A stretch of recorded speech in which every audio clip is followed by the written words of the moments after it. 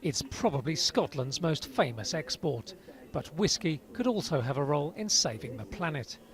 Edinburgh firm Celtic Renewables produces biobutanol, a fuel that can power cars from the unwanted residue of whisky production.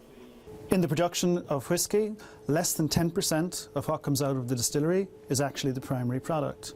The bulk of the remainder are these unwanted residues, pot ale and barley.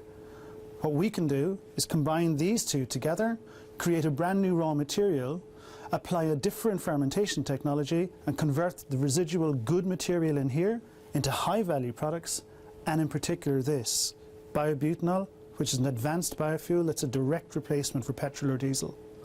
The company has readapted a century-old fermentation process called acetone butanol ethanol, abandoned in the era of cheap gasoline.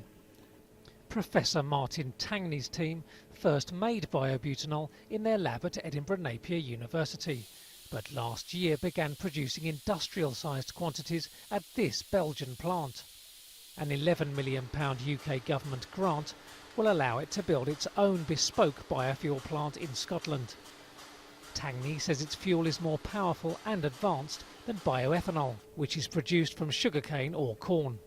So inherently it has more energy, it has almost the same amount of energy as petrol, whereas bioethanol has only got 70% of it. You can store it and pipe it and use the existing infrastructure to distribute this, and in fact you do not need to modify an engine. So this is a genuine like-for-like substitution for oil or diesel. And moreover, the fuel is not restricted to automobiles. It's currently being trialled in shipping industry and is a very good base unit for jet fuel. The new plant should be operational within 3 years, producing up to 1 million litres of biofuel a year. Tangney thinks biobutanol won't replace petrol, but will be blended with it, reducing oil consumption and cutting emissions.